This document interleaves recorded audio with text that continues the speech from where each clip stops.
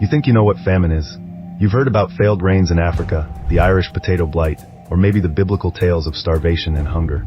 But what if I told you the deadliest famine in human history wasn't a natural catastrophe? What if it was engineered, by government decree, by ideology, by a bureaucracy that counted the dead but never changed course?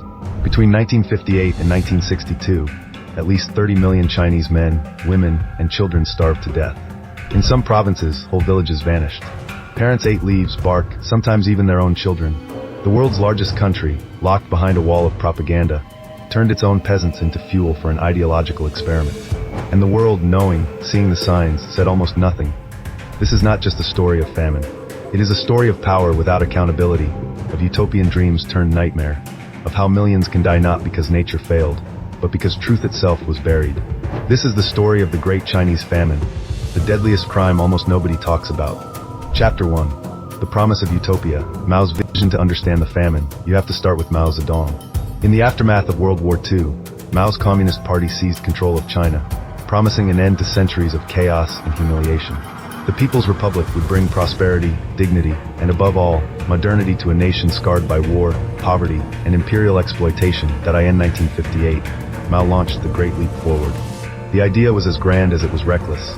In just a few years, China would become an industrial superpower, leapfrogging the West.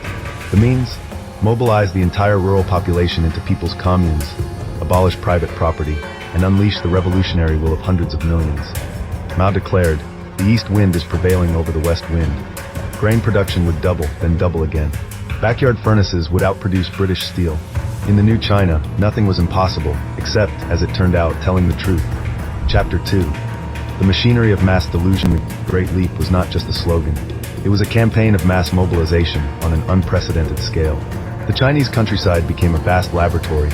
Villages merged into communes of tens of thousands. Traditional family structures were dissolved, and everyone was put to work, planting, building, smelting, marching in revolutionary competitions that often lasted from dawn until midnight. First, there was euphoria. Party officials toured model villages.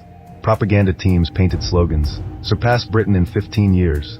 Newspapers reported record harvests, tens of millions of tons of wheat, rice, and corn supposedly pouring in from the fields. Grain would be so abundant, Mao joked, that it would overflow warehouses and rot in the streets. But the truth was very different. Beneath the surface, peasants were exhausted, hungry, and afraid. Backyard furnaces melted pots and pans into useless pig iron. Fields were overplanted and overfertilized in a frenzy to show revolutionary zeal, destroying the soil. Local officials, terrified of reporting failure, inflated their numbers, telling ever greater lies up the chain of command.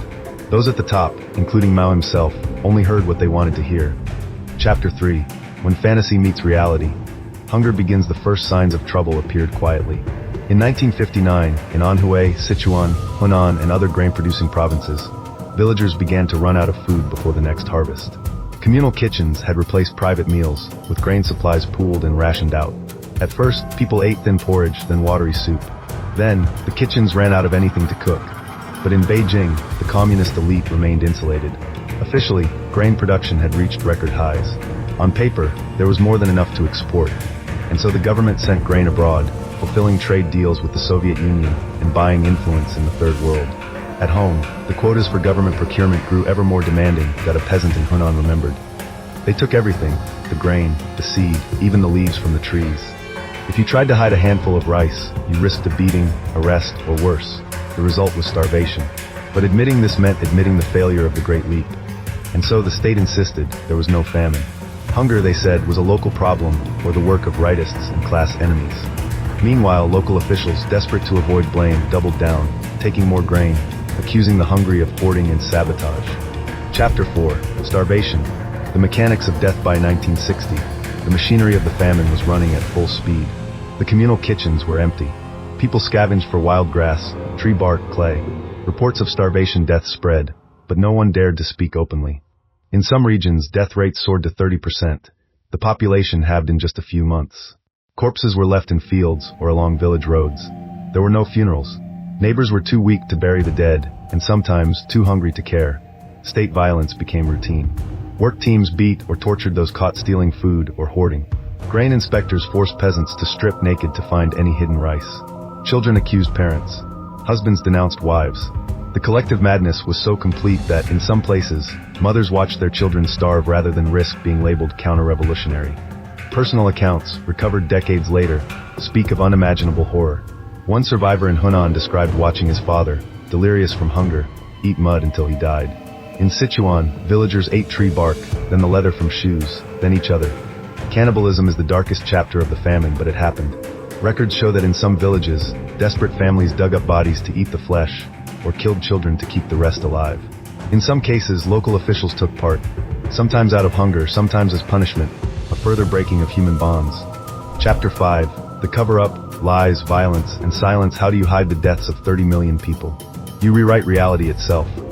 During the famine years, the Chinese press reported only glorious victories, record harvests, and images of happy peasants. Even as starvation swept entire provinces, the party line never wavered. There is no famine in socialist China. Western journalists were barred from the countryside. Foreign diplomats were closely watched, shown only showcase communes with full granaries and staged performances. At the local level, a reign of terror ensured silence. If a villager spoke of hunger, they could be denounced as a rightist, beaten, sent to labor camps, or executed. Party cadres falsified mortality statistics, registered deaths as natural causes, and shipped the orphans of the dead to distant provinces. Even inside the Communist Party, those who spoke up faced purges. One regional official, Peng Dehuai, tried to raise the alarm at a party meeting in 1959. Mao responded with fury, denouncing him as a traitor. Peng lost his position, was publicly humiliated, and eventually died under house arrest. His fate became a warning to anyone who might question the party line. Chapter 6. Why the world looked away outside China. News of the famine leaked out only in fragments, refugee stories, a few letters, hints from rare foreign visitors. But the scale was impossible to grasp, and the Chinese government denied everything. The Soviet Union, itself an ally and major recipient of Chinese grain exports, knew some details but stayed silent, unwilling to jeopardize the communist alliance. Western governments, preoccupied by the Cold War, mostly accepted the official story. Even when the CIA received satellite images showing abandoned villages and empty fields, they failed to act. Journalists who questioned the official line were accused of anti-Chinese bias or dismissed as Cold Warriors. Some Western leftists and China experts actually defended Mao's policies, describing the Great Leap as a bold experiment and dismissing stories of famine as imperialist propaganda. The myth of socialist progress was too seductive, the reality too difficult to face. For a generation, the truth was buried beneath propaganda, willful blindness, and political calculation. When the famine finally ended, and millions were dead, China moved on. Official histories made no mention of mass starvation. The dead disappeared into silence.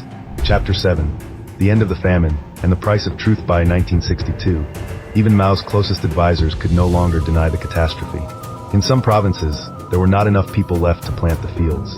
Reports of mass death, ghost villages, and cannibalism finally reached the top of the party.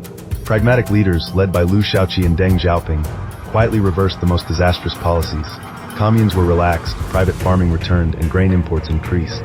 But the price of survival was silence. Publicly, Mao never admitted failure. In party documents, the famine was blamed on 3 years of natural disasters and bad weather. The number of dead was minimized, the causes obscured. In official Chinese history, the famine became a footnote, a difficulty on the road to socialism. Survivors were left to rebuild their lives in silence. In some places, entire generations were gone. Families lost their history. Local dialects and cultures vanished with the dead.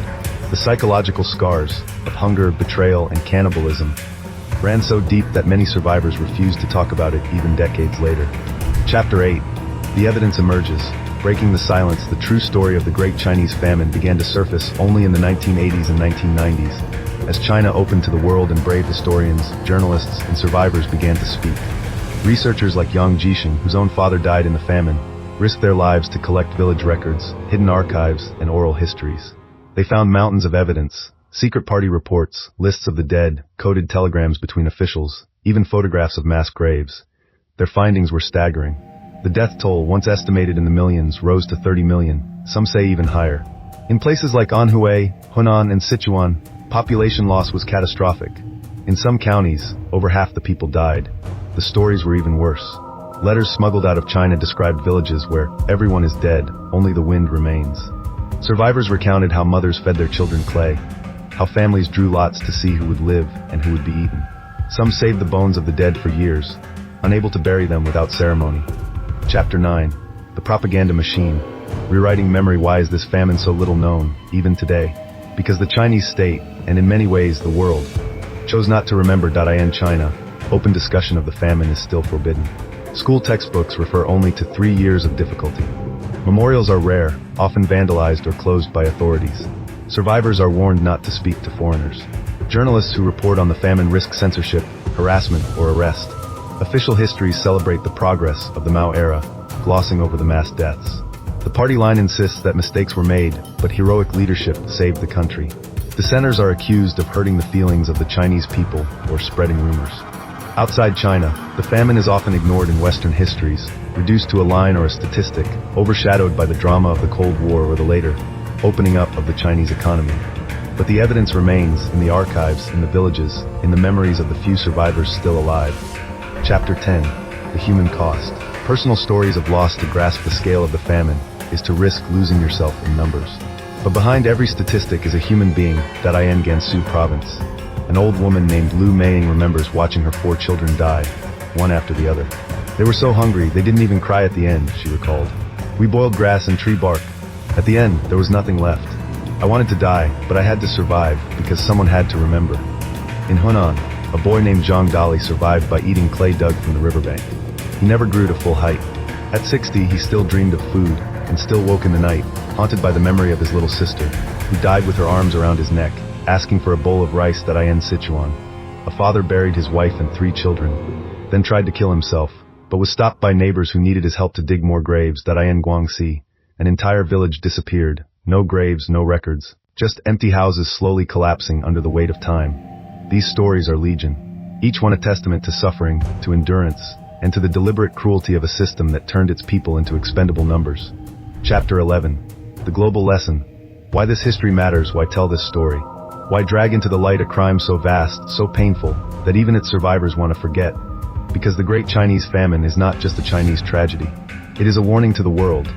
A case study in how ideology, bureaucracy, and propaganda can kill millions when truth is no longer valued, and power is absolute. It shows what happens when reality is sacrificed to political dreams. When telling the truth becomes dangerous. When those in power care more about their image than their people. When the machinery of state turns inward, crushing dissent, silencing suffering, and rewriting memory itself. It is a reminder that famine is never just about food. It is about justice, honesty, and accountability. About the duty to remember, to speak the unspeakable, and to refuse silence, even when the world demands it. Closing. The silence is the crime. 30 million people died, not because of drought, not because of war, but because of lies. Lies told by leaders, repeated by officials, accepted by the world. Lies that buried the truth with the dead, and that echo, even now, in the silence that surrounds this crime. If you're hearing this story for the first time, it's because someone wanted you not to know. But now you do. And the choice is yours. Will you let it fade back into silence, or will you remember? This is the Great Chinese Famine, the deadliest crime of the 20th century, and the silence that made it possible.